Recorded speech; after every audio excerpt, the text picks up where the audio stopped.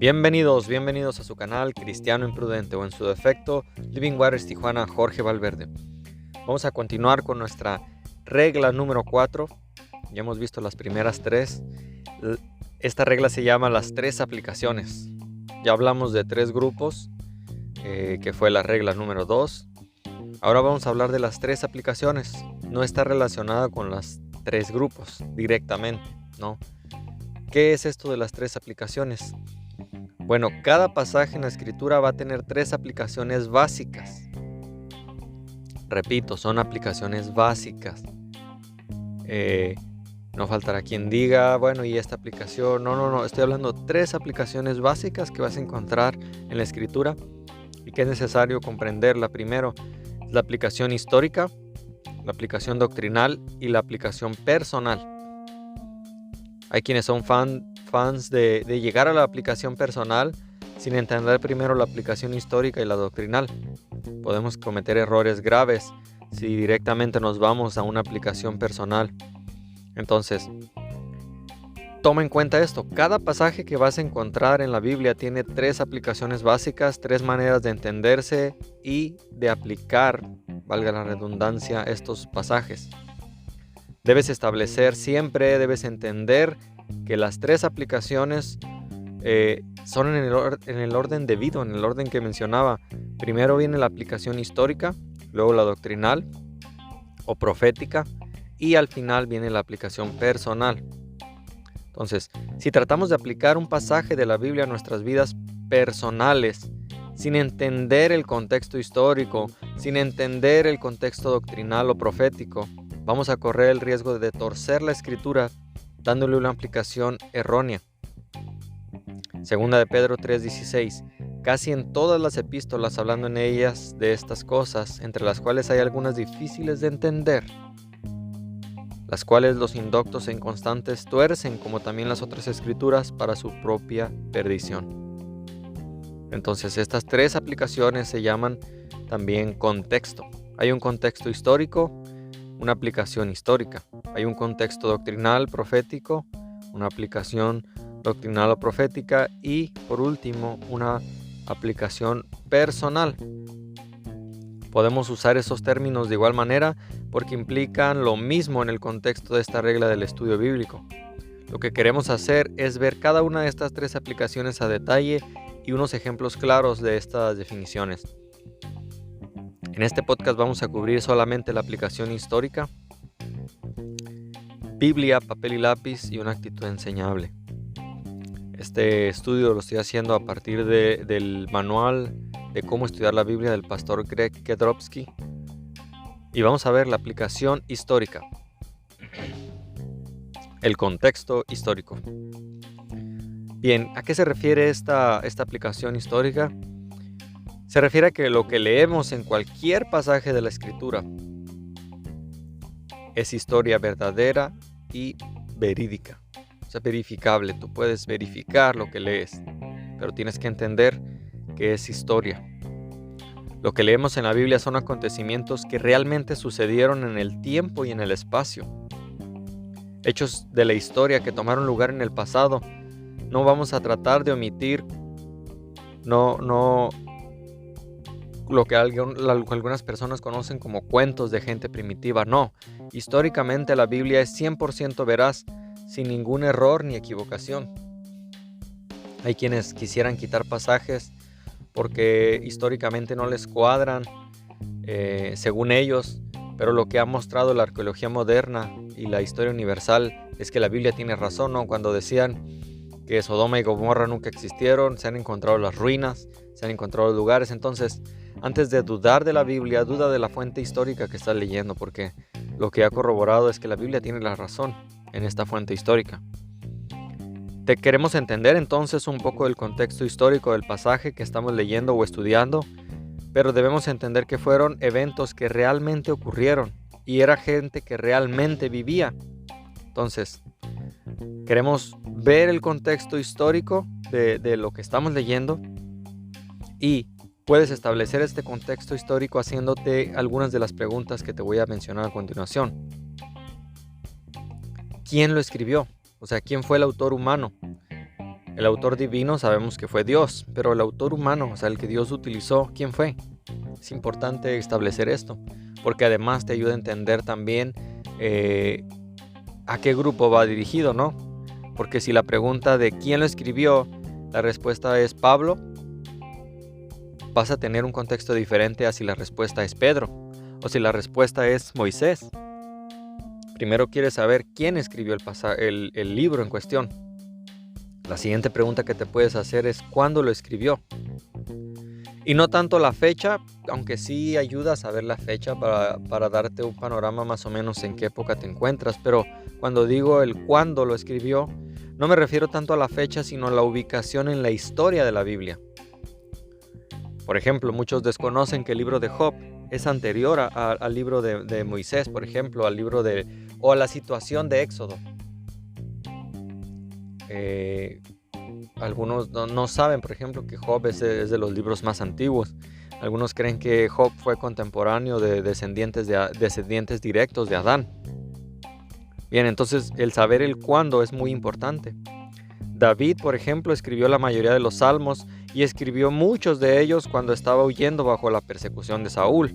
Entonces, hay un cantante cristiano muy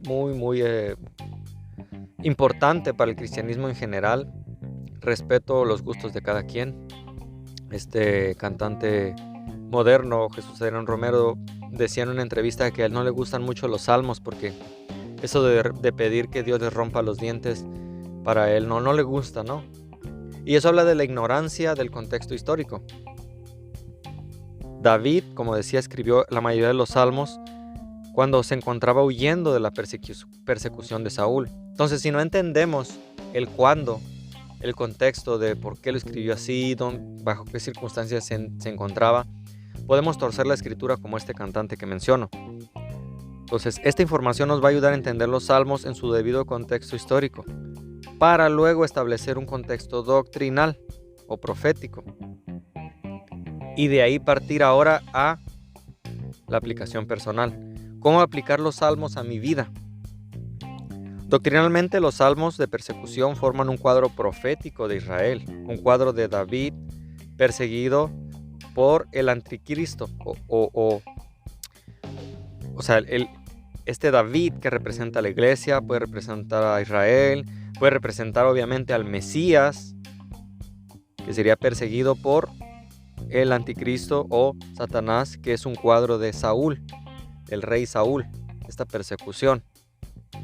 Es una aplicación o una interpretación así rápida solamente para ejemplificarte, ¿no? de lo que estoy hablando. Esta persecución que se dará durante la tribulación en Apocalipsis 12:17.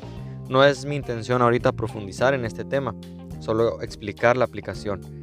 Entonces, personalmente, podemos encontrar mucho consuelo y paz en los salmos. Claro que lo hay.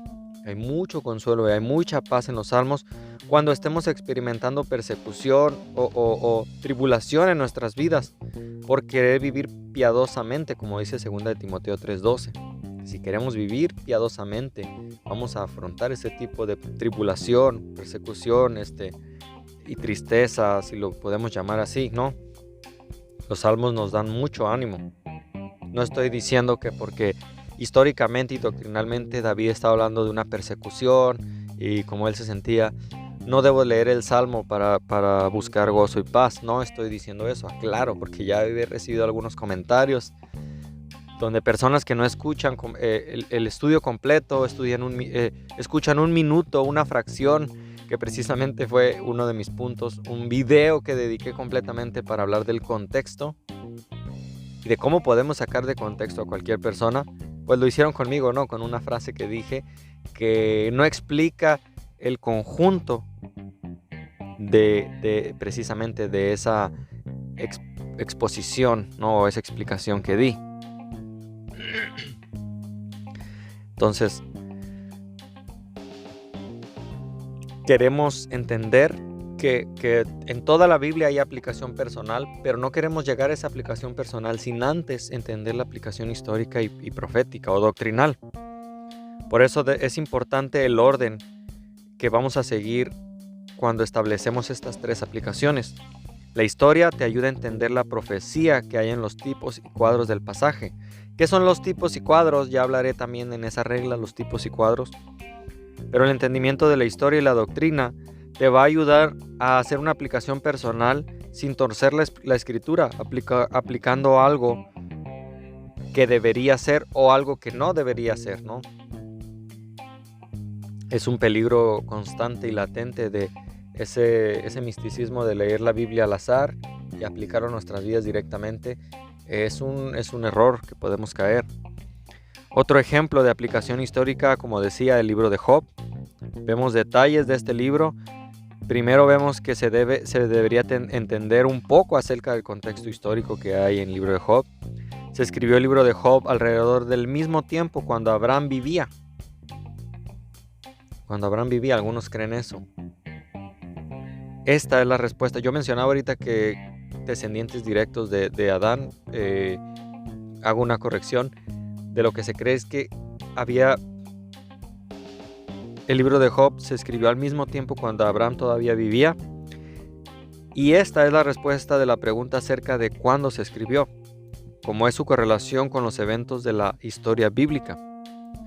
Entonces, esta información histórica es importante para entender el libro, porque en los días de Abraham había gente que no pudo haber hablado.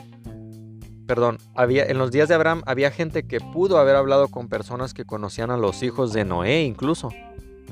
Entonces Job vivía una época relativamente cercana al diluvio, o sea, lo que ves en Génesis 7, relativamente cercana. Tan cerca que Job pudo haber hablado con alguien que conocía a Sem, a Cam y Jafet. Entonces imagínate el conocimiento que ellos tenían en aquel entonces acerca de la tierra de antes. Imagínate, es interesante, ¿no te emociona saber esto? Que acerca de los hijos de Dios y acerca de todo lo que pasó con estos supuestos dioses que bajaron para vivir entre los hombres. Lo encontramos en Génesis capítulo 6, del capítulo 1 al 4. Versículo 1 al 4, segunda de Pedro, capítulo 2, del 4 al 5, Judas 6, 7, dice: los hijos de Dios eran ángeles caídos. Entonces, al entender el contexto histórico del libro, vamos a encontrar mucha enseñanza sobre el mundo antes del diluvio y de Noé. Entonces, Job es un libro repleto de referencias al mundo antediluviano. Vamos a encontrar muchas referencias. Y también al mundo original que encontramos en Génesis 1.1, en Ezequiel 28.11-19, de este Lucero o Lucifer, antes de su rebelión, que causó la gran brecha entre el primer versículo de la Biblia y el segundo. Isaías 14.12 al 14. Por ejemplo, Job 38.1 al 7 habla del mundo original de Lucero o de Satanás de Génesis 1.1.